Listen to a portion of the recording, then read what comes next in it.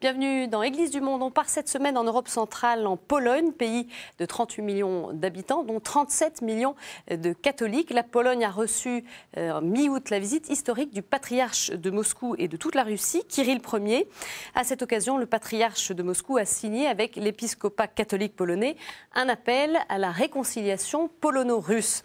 Alors en quoi cet appel est-il le signe d'un rapprochement entre catholiques et orthodoxes? Est-ce un pas supplémentaire vers une rencontre entre Benoît XVI et Kirill Ier? La Pologne reste l'un des pays les plus religieux d'Europe, mais ce grand pays catholique n'échappe pas à la sécularisation, comme l'ont souligné les 4 évêques polonais présents à Rome au synode pour la nouvelle évangélisation il y a quelques semaines.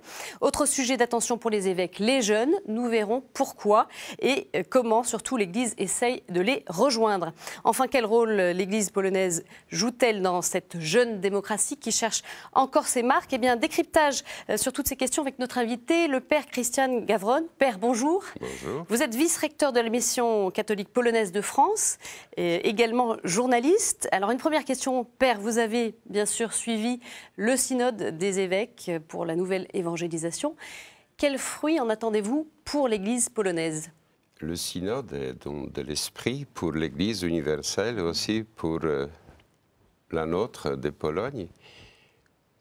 Et nous sommes très attentifs à toutes les recherches et toutes les inspirations de l'esprit que les pères synodaux nous ont transmis. Nous avons suivi par le blog d'Internet les relations quotidiennes de l'archevêque Stanisław Gondecki, vice-président de la conférence épiscopale polonaise. Donc l'intérêt de l'Église en Pologne pour le débat synodal était que 15 000 entrées étaient chaque jour. Cela montre 15 000 combien visiteurs sur le blog. Visiteurs sur le blog. Cela veut dire que l'intérêt général des fidèles polonais était assez important. À part de cela, nous avons l'agence catholique ECAI qui nous transmettait également non seulement les interventions des évêques européens, mais aussi américains, asiatiques ou africains. Et toutes les interventions étaient bien suivies par l'ensemble de l'Église en Pologne et par nous-mêmes aussi. Qu'est-ce que vous en attendez précisément? Alors même si, évidemment, il va falloir un petit peu digérer tout ce qui a été dit, que les évêques voient quelle application pastorale? Je crois que dans les décennies, dans l'Église, on accentué l'engagement, l'Église, être plus proche de nos prochains dans toutes les circonstances, fameuse option de pauvre, toujours d'ailleurs actuelle, mais on a trop peu accentué la dimension verticale de notre vie de la foi, voire la contemplation, la prière, et je crois que le synode met un équilibre, une croix correcte, oui, horizontale vers nos prochains, mais aussi verticale vers Dieu. Et je crois que cette intériorisation de la foi et personnalisation de notre relation avec Dieu, c'est cela que nous attendons. Et comment l'appliquer aujourd'hui dans les sociétés, non seulement dans une société, mais la situation n'est pas uniforme. Donc, dans les situations qui sont bien différentes, même au sein de la Pologne, il faut appliquer, selon les possibilités, ces indications de l'esprit qui nous découlent du synode. Dans la société qui est celle d'aujourd'hui, on en reparlera. Alors, au cœur de l'attention des évêques polonais qui étaient présents au synode sur la nouvelle évangélisation, je le disais, les jeunes qui évoluent dans une société en pleine mutation. Je vous propose d'écouter Monseigneur Józef Michalik, président de la conférence épiscopale polonaise, interviewé au moment du synode à Rome. La famille est le premier lieu où les jeunes s'enrichissent. Mais dans le monde d'aujourd'hui, la famille est en crise. Les jeunes reçoivent peut-être du confort, des possibilités techniques, des préoccupations matérielles qu'ils partagent avec leurs parents. Mais qu'en est-il de la respiration spirituelle, de l'ouverture à la beauté du monde, de la vie affective, de la sensibilité des sentiments, de l'amour, des critères d'un amour vrai? Si un jeune aujourd'hui se concentre seulement sur Internet, il est restreint dans son souffle, ses aspirations envers le monde, envers le Seigneur, envers la transcendance. Alors Père, j'ajoute à l'interview de Monseigneur Michalik un extrait de l'intervention de l'archevêque de Poznań, Monseigneur Gazewski, qui dit « Nos jeunes se trouvent aujourd'hui dans une condition insoutenable ». Le mot est fort. Est-ce que selon vous, les jeunes polonais sont dans cette situation aujourd'hui? Sont-ils en danger? Les jeunes ne suivent pas les traditions, ils cherchent toujours de nouveau. Et cela, sous la pression d'un libéralisme militant aussi présent en Pologne, ils doivent choisir, ils doivent s'identifier, bien s'interroger aux questions fondamentales de la vie. Et vous avez le sentiment que, face à toutes les sollicitations qui sont celles d'aujourd'hui, dans un monde moderne, qui évolue, on parlait d'Internet, Monseigneur Michalik le disait. Peur de défis Il ne se pose pas ces contemporains. questions. Vous n'en avez pas peur, mais pour autant, visiblement, les jeunes sont dans une situation où ils ont du mal à faire ces choix-là. C'est ce que il faut les semblent aider, dire les il faut évêques. les accompagner. Oui. Et pas imposer, mais proposer et mettre le cercle de dialogue, de recherche, de groupes de prière, de groupes de lectio divina, donc, ou de mouvements de recherche, de service aussi à nos prochains. Et les jeunes sont très engagés dans cela. C'est ce que j'allais souligner, en étant parfaitement d'accord avec l'archevêque Gondecki de Poznań, que le jeune, sous la pression, donc cela le stimule. Si vous voulez trouver un bon sportif, il doit faire beaucoup de training pour avoir de bons résultats. Je crois que le jeune, bousculé par la télé, par les options qu'il voit en se déplaçant en Occident, il s'interroge, il pose des questions. Bien sûr, il y a aussi un pourcentage de jeunes qui se laissent faire, se laissent séduire par la facilité. C'est difficile de dire dans quel pourcentage. Mais je crois que les jeunes ont confiance en l'Église. Le signe concret que cette année, 2012, le mois d'août, on a constaté 604 entrées au grand séminaire diocésain. Pour l'année 2012. Pour entamer les études. Donc les vocations restent importantes. Nous espérions davantage, mais nous rendons grâce à Dieu pour ceux qui se sont présentés. Elles se tassent un peu, les vocations aujourd'hui en Pologne. Comment situer ce chiffre par rapport aux années précédentes? Donc, le nombre est objectivement plus bas de vocations, mais pour appliquer la courbe de natalité, c'est proportionnel. Donc, c'est-à-dire que le taux de natalité baisse, donc... Et le nombre objectif baisse également. Les vocations aussi. Donc, ce qui nous inquiète, c'est peut-être un manque, une baisse considérable des vocations féminines pour la vie consacrée. Et c'est un signe qui nous oblige à nous pencher davantage dans nos prières et dans notre réflexion, comment aider les jeunes filles à bien découvrir leur vocation et les suivre. Et là-dessus, l'Église polonaise a une explication ou pour vous, ça reste mystérieux? Le problème est toujours traité d'une façon sérieuse, parce que c'est la question de la vie et de l'avenir de l'Église en Pologne. Il y a une commission épiscopale qui se penche sur le problème concret. Il y a le centre de prière, de récollection, de retraite, de recherche, des réunions. Et aussi, les congrégations féminines s'interrogent elles-mêmes. Pourquoi, comment, est-ce qu'ils ont bien incarné bien le desiderata de concile, de Perfecte Caritatis, ce décret sur la vie consacrée également. Il y a aussi, dans les interventions des évêques, celle du cardinal Dziwisz, l'archevêque de Cracovie, qui a parlé des structures ecclésiastiques qui ne suffisent pas en tant que telles, elles n'atteignent pas encore le cœur de l'homme. Pourquoi, finalement, les prêtres, les paroisses ont des difficultés à rejoindre les chrétiens? Ici, je crois qu'il n'y a pas une réponse toute Uniforme. simple et uniforme. Il faut regarder bien les différences au sein de la société polonaise. Il y a une société du sud de la Pologne où les paroisses remplissent leur rôle d'une façon satisfaisante. Il y a nord-ouest de la Pologne où la pratique religieuse est environ 30%. Donc, il y a dans vraiment le sud, des 70%. disparités. Vous voyez la différence. Donc les paroisses ici et les paroisses là-bas. Mais les étudiants, les jeunes qui se déplacent là où ils trouvent le travail, et récemment, 2 millions de jeunes ont émigré de la Pologne, de faute du gouvernement polonais, de ne pas trouver de place à l'emploi pour les jeunes. Et les jeunes qui se trouvent en Irlande, en Suède, en Europe, en France, en Angleterre. Donc, c'est notre souci, et c'est le souci aussi de l'épiscopat polonais.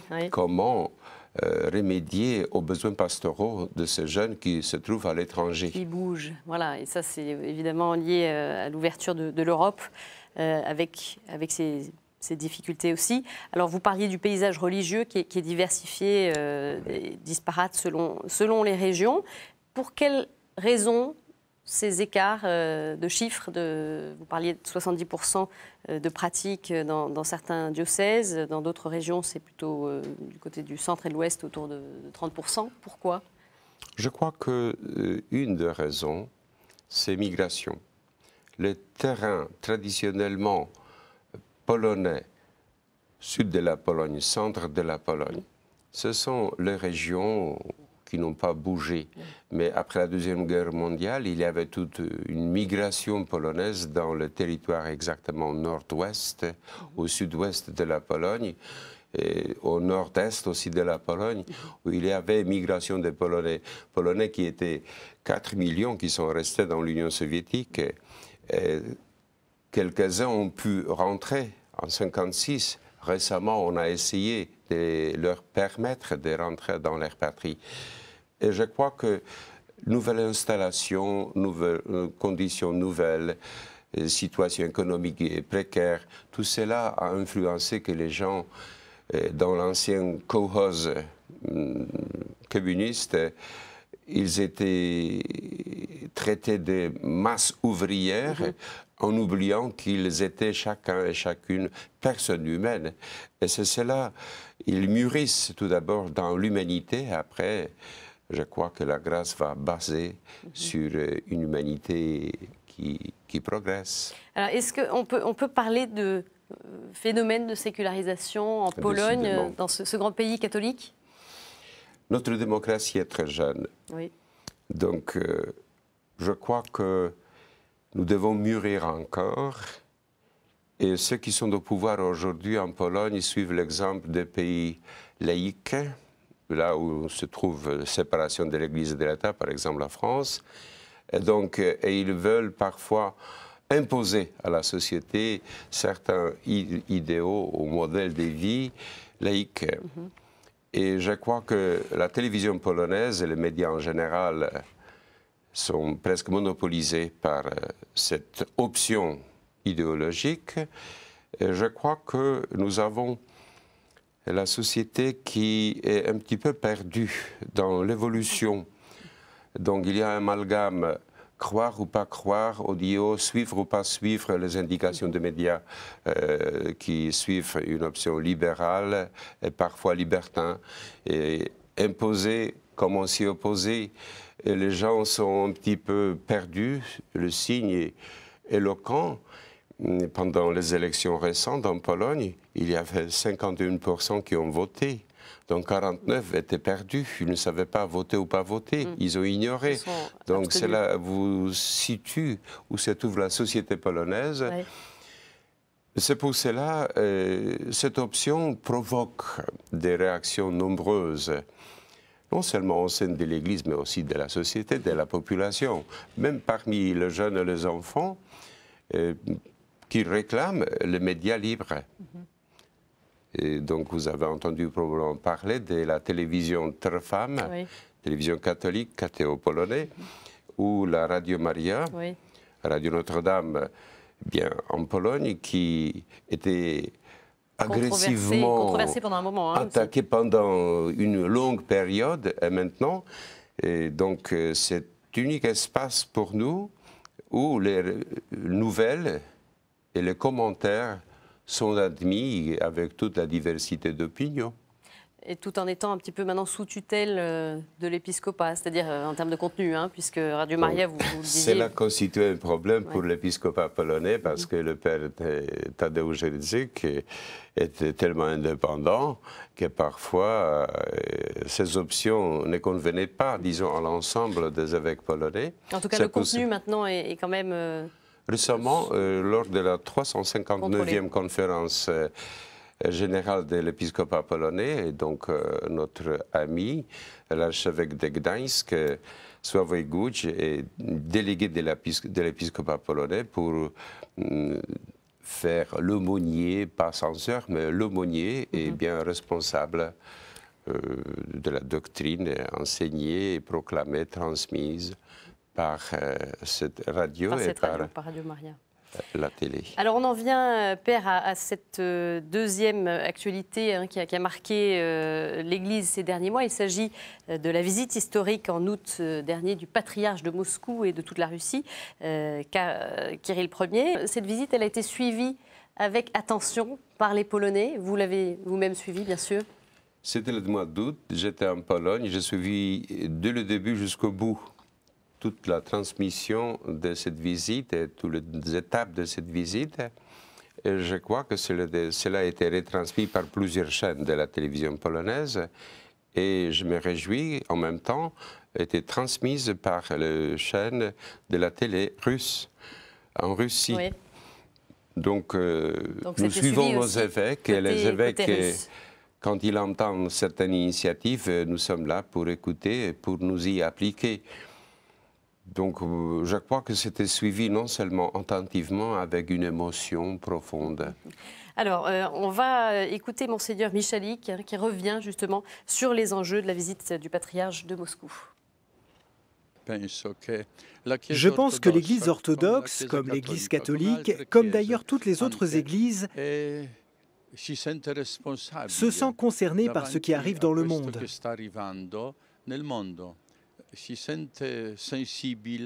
Elle est sensible aux signes du temps. C'est pourquoi le patriarche Kirill et nous-mêmes, donc l'Église orthodoxe russe et l'Église catholique de Pologne, avons pensé réaliser quelque chose d'utile pour les gens.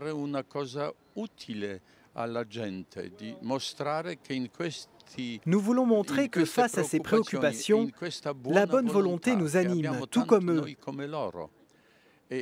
dans le respect réciproque de la souffrance qu'ils ont pu ressentir en Russie et sur beaucoup d'autres points, une souffrance plus forte que la nôtre subie dans le passé pendant les périodes de guerre et les régimes totalitaires. Nous voulons montrer que tout ceci est un don important pour le monde. Aujourd'hui, en se basant sur cette histoire passée, vécue très difficilement, nous pensons qu'il serait dommage de perdre la voix de l'Église orthodoxe. Unie à notre Église, face au monde, elle a l'opportunité d'avoir une influence plus importante.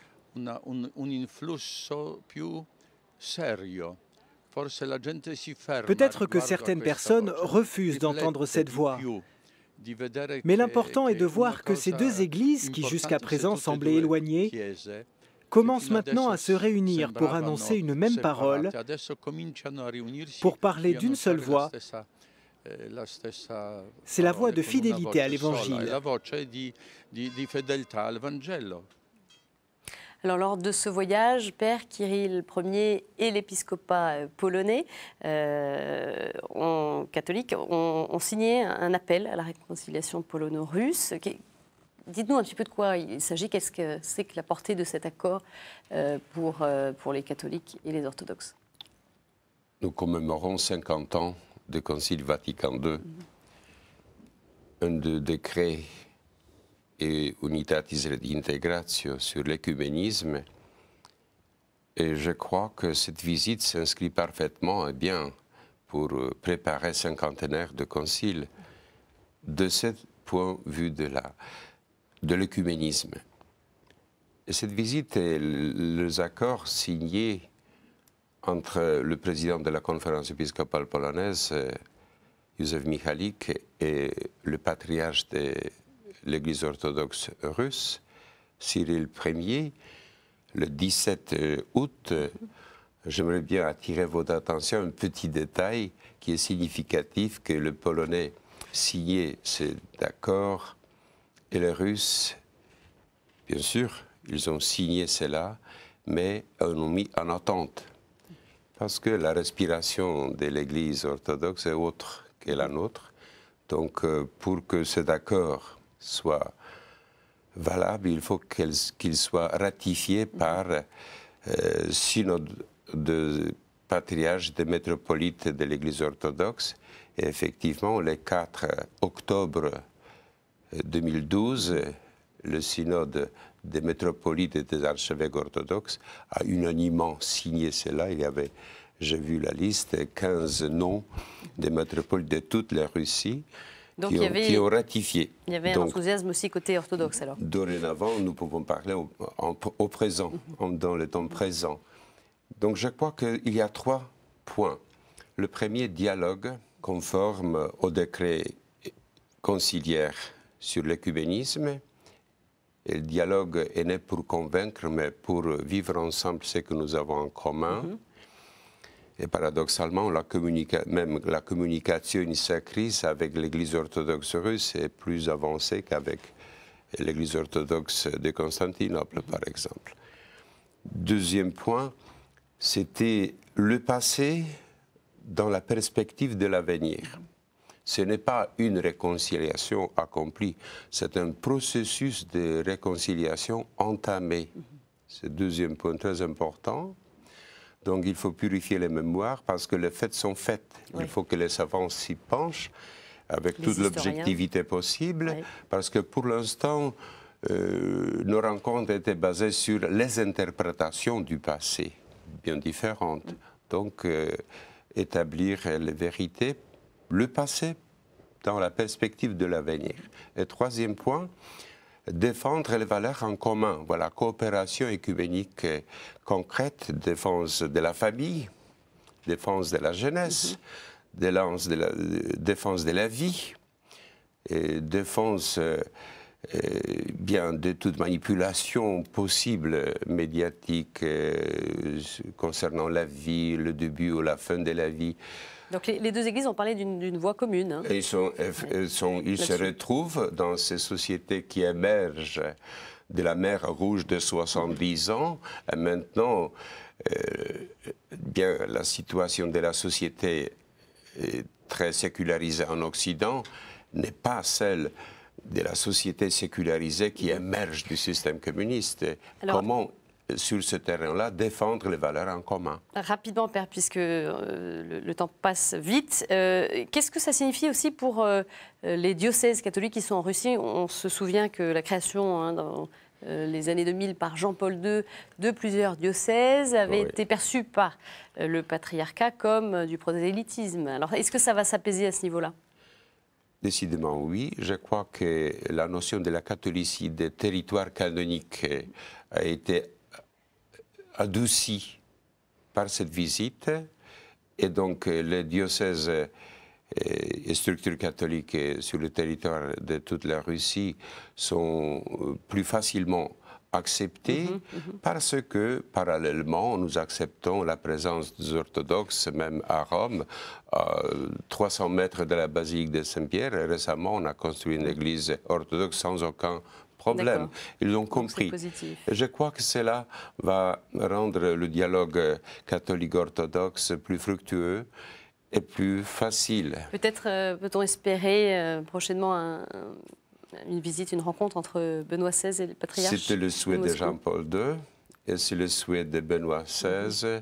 C'est le souhait, je crois, aussi de la population orthodoxe en Russie et de la population catholique en Pologne, et je crois que de notre Église universelle. C'est sans doute une étape de plus. Je peux vous dire que je célébrais la messe à l'église Saint-Louis à Moscou et j'étais très ému. Merci Père d'avoir répondu à nos questions. Eh bien, merci à tous bien sûr de nous avoir suivis. Vous pouvez retrouver cette émission sur notre site internet. Très bonne semaine à tous. Au revoir.